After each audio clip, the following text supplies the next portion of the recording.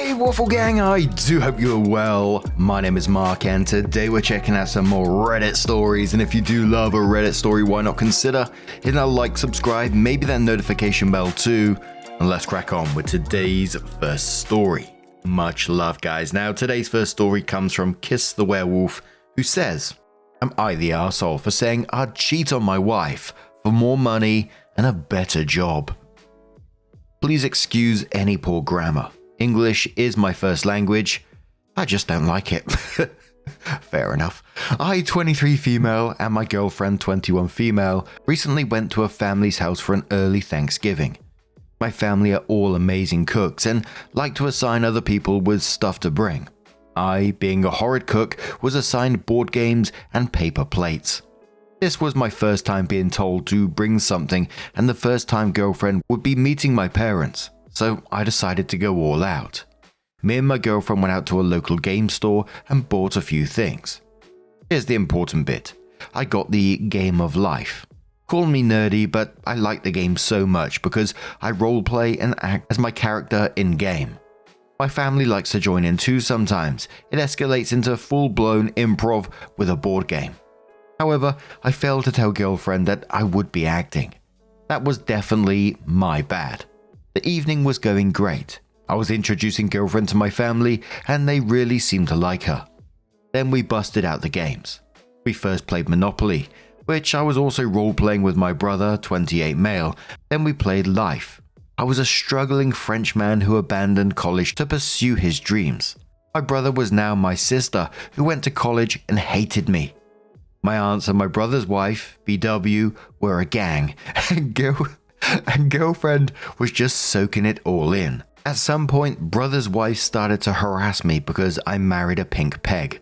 I can't quite remember how it devolved into me saying I'd cheat on the pink peg for more money and a better job, but I'm very aware I said it, and in a very poor French accent at that.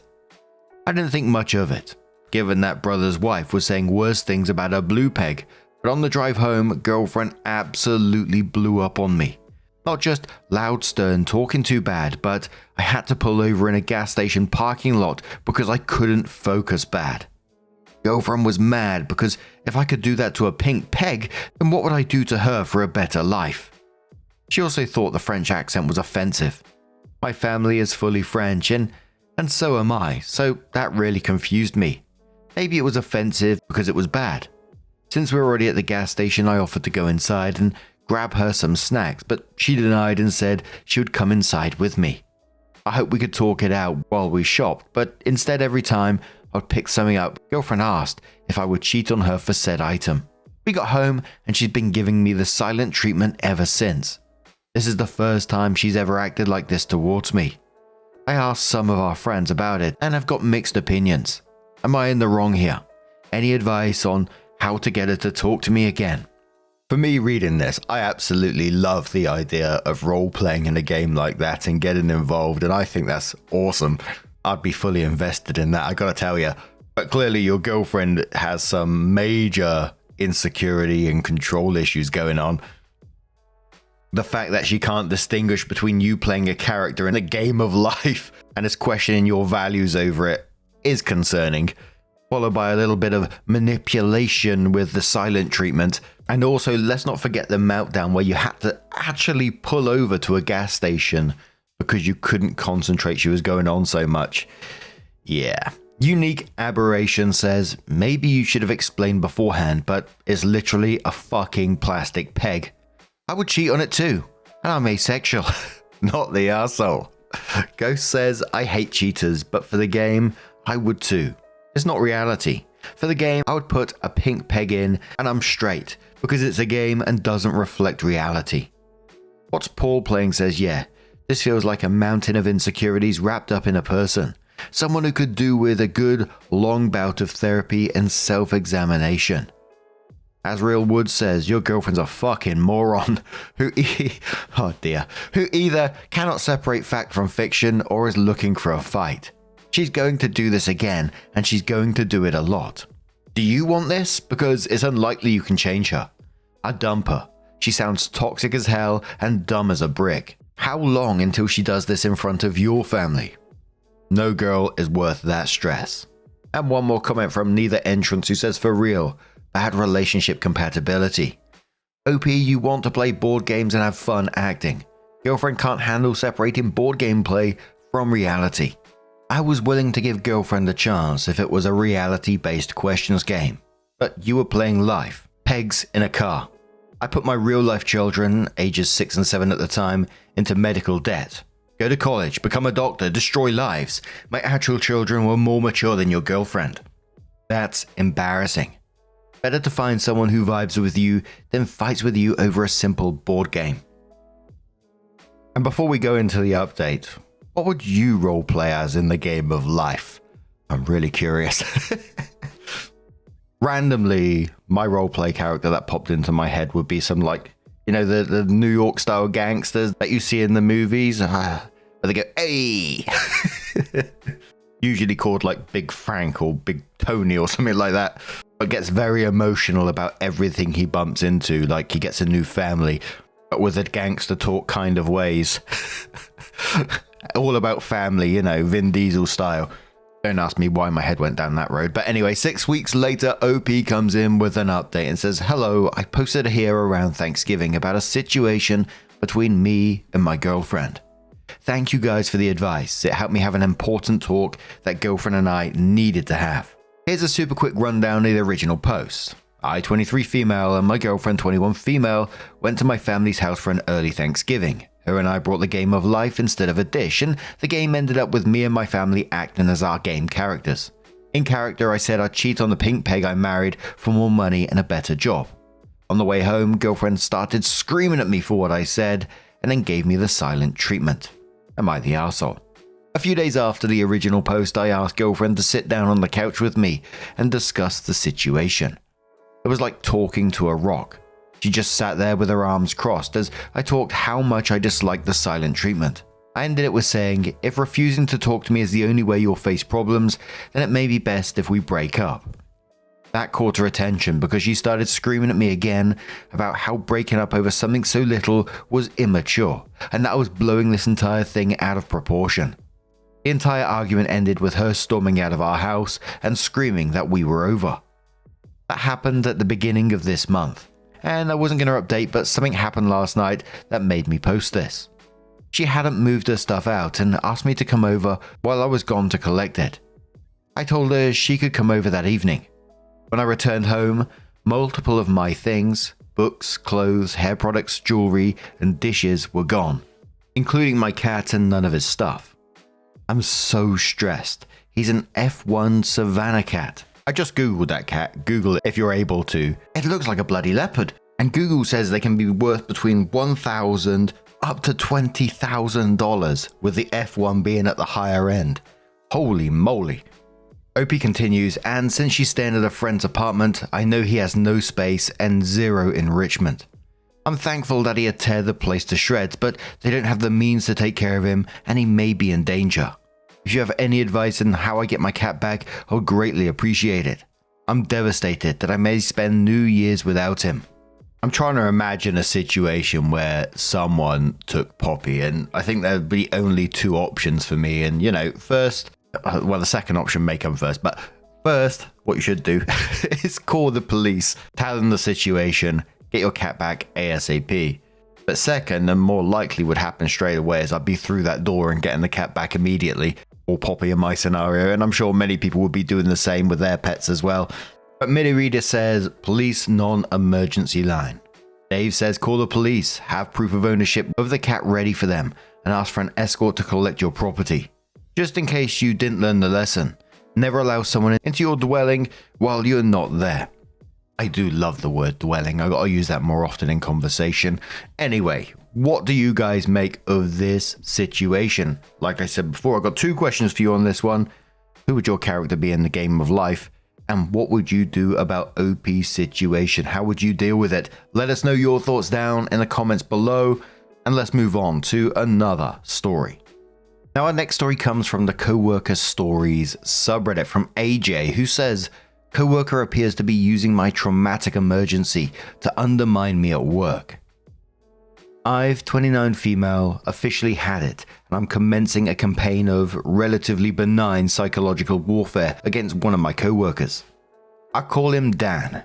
Dan started at the company in November 23rd and seemed cool at first, but I've slowly grown to find him very annoying.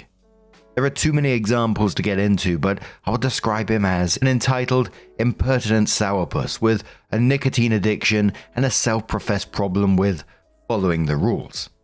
What the fuck? Why would you brag about this at work? He is my same age and role.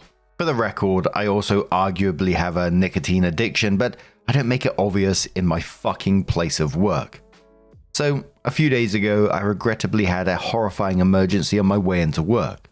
The whole ordeal unfolded very quickly, and while I was unmuted on a work call with my whole team. I don't want to go into details of the emergency, but it involved me getting caught up in an altercation that had nothing to do with me, but resulted in me having a very public panic attack that my entire work team also heard over the phone. I am diagnosed with panic disorder. Edit.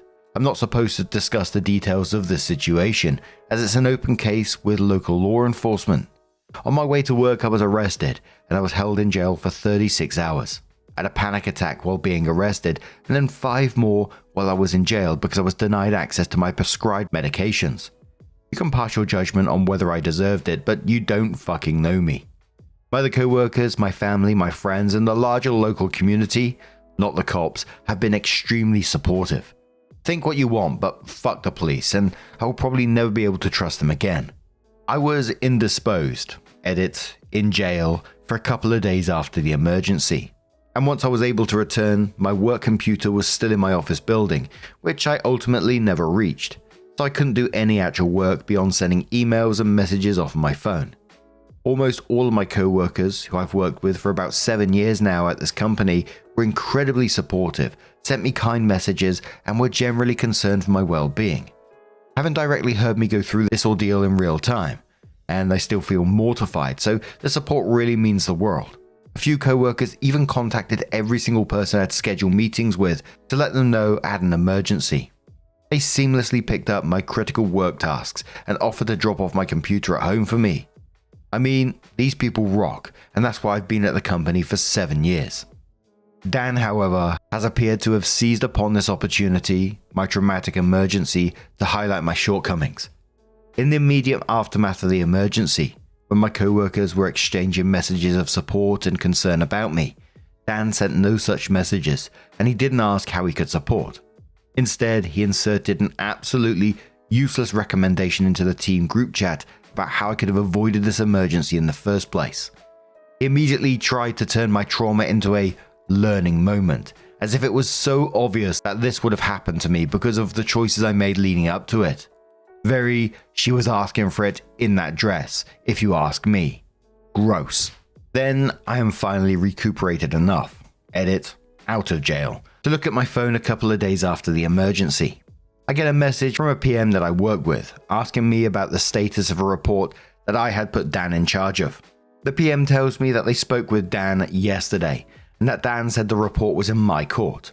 But interestingly enough, Dan conveniently failed to mention to the PM during that conversation that I'd suffered a major emergency that Dan had witnessed just the day before, that I was presently indisposed, and that I would likely need some time to recover.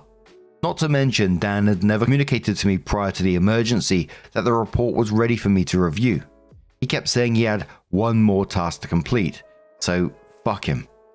Despite the chaos and trauma of that terrible event, I feel a renewed sense of gratitude for my life, my freedom, and the everyday privilege of being alive and surrounded by a supportive community. And I feel even more protective of it now. Things can change in an instant in ways that you couldn't possibly imagine. I truly do not have any more time for bullshit, and for this reason, I feel absolutely justified in cancelling Dan from my life. I'm not going to try to get him fired or anything like that, but I refuse to spend my days in close proximity to him in the office. We currently sit right next to each other in a 2-desk office space, but there are other desks in an adjacent office space that I can use, so I plan to move my desk away from his. He can say goodbye to any and all opportunities to support me on my projects. I no longer trust him to be a reliable and respectful team player, and most importantly, if he decides to confront me, which he might because he's actually alarmingly confrontational.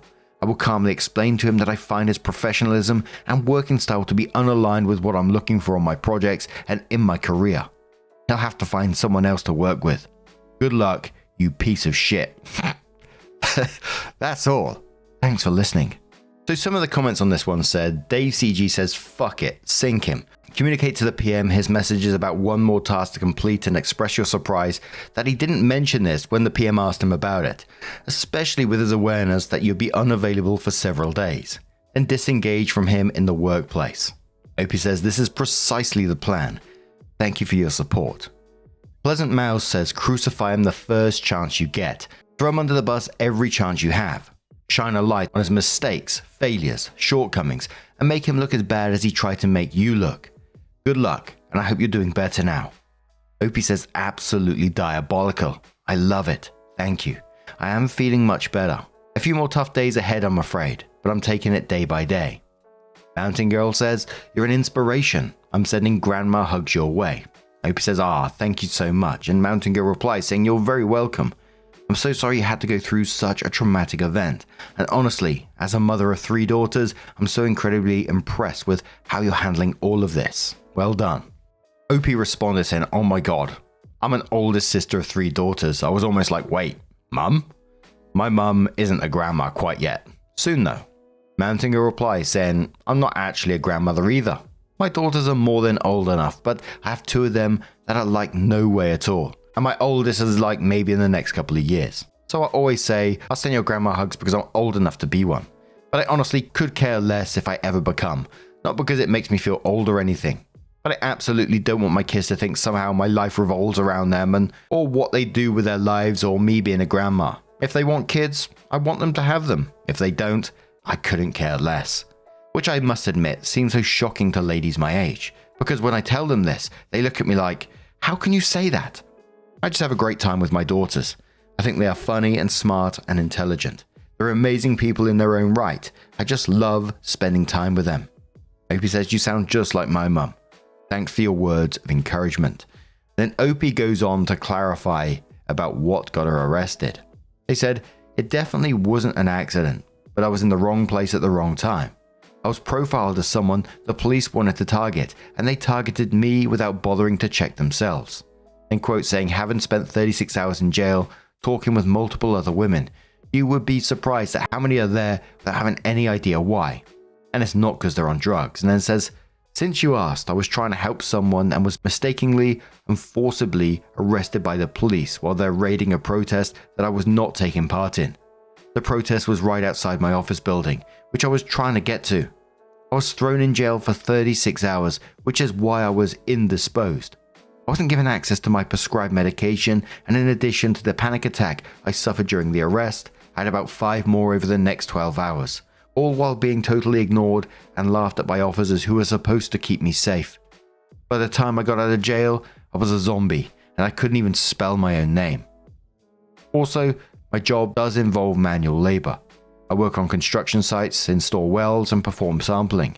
I'm trained to operate man lifts, nuclear density gauges, and handle hazardous substances. Man, you'll are just wow. Opie comes in with an update 2 months later and says, felt like posting an update. See original post. All my charges for misdemeanor for resisting arrest were dismissed because the police arrested me unlawfully. I'm also moving forward with civil litigation against the police department. Thought about just dropping it and moving on with my life, but then I saw the police body cam footage and it is disturbing to say the least. Worse than I even remembered. It brought my partner and father to tears. They're not criers. My mother was simply hysterical and couldn't even get through the first few minutes. She said watching her child being held down and beaten while I was crying and screaming for help was entirely too much for her to bear. I'm shaking again and even recounting it now. Dan still works in my company, but we don't work together on anything anymore. I heard he just got put on a PIP, but no one really confirmed that with me, which is probably the appropriate course of action. I just stay out completely of his business. I'm doing great at work. I've always felt good about my job/performance because, as I mentioned in the original post, I love my co-workers and my work really matters to me. I also stopped drinking and smoking, and I'm currently 10 days sober, which has been amazing for my productivity and my mental health. Still addicted to nicotine, damn zins, but that's the next thing to go, taking it one step at a time. Thanks to all the kind internet strangers for your support. Apparently my story will soon be made public to the media, but hopefully you don't hear about it because the video is still mortifying for me, even though I clearly did nothing wrong, other than panic, which isn't really wrong given the circumstances. Plus then my identity will be exposed and I'll have to make a new Reddit account. Hope Dan doesn't have Reddit and find this, but at this point he knows what I think about him. Hi Dan. Reasonable Star says it will all work out. You have a good attitude despite the awful ordeal you experienced. If it happens to be made public, the people who care about you are who matter.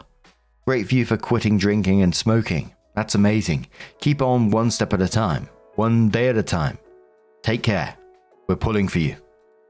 Now I know it's not kind of the point of the whole post and the topics covered here, but if I was a higher up in that company and Dan was playing games with, potential clients, I'd be really pissed off about that.